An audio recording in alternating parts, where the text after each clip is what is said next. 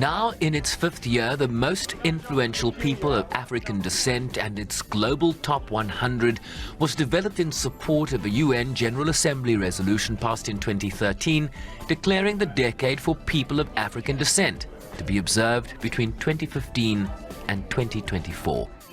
It is not an award show, it is a recognition platform, because the first pillar of the international decade, as declared by the UN General Assembly, is recognition. So we are recognizing the positive contributions of people of African descent. So for us, that's a clear distinction. South Africa Broadcasting Corporation. This Full View executive producer receiving the Hall of Fame recognition on behalf of the SABC for their coverage on girls' access to menstrual products and of the floods in KwaZulu-Natal earlier this year.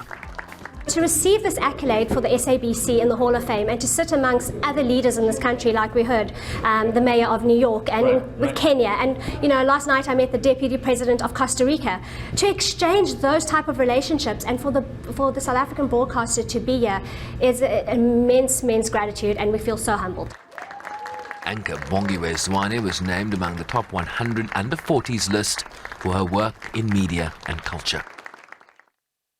It means a lot of work, Sherwin. It means it can't just be for me, it's for the team as well. But it means that when I go back home, what do I do for the young person in Africa, not only South Africa, in Africa, to ensure that they get to that level that they want to see themselves in? So it's not only about being an influential individual, but how do you use that influence to change the world? And I know we talk about changing the world, but what does that look like for an African child?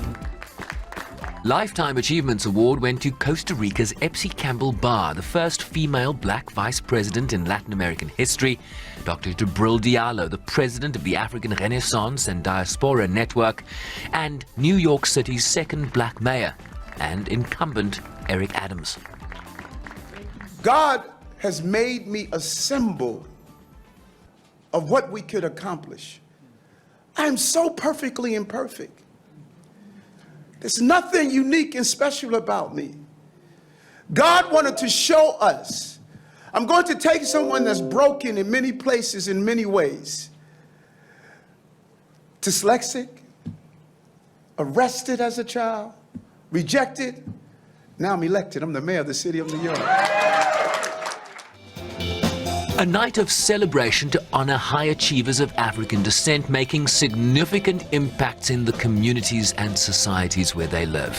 Sherwin Brycepease, SABC News, New York.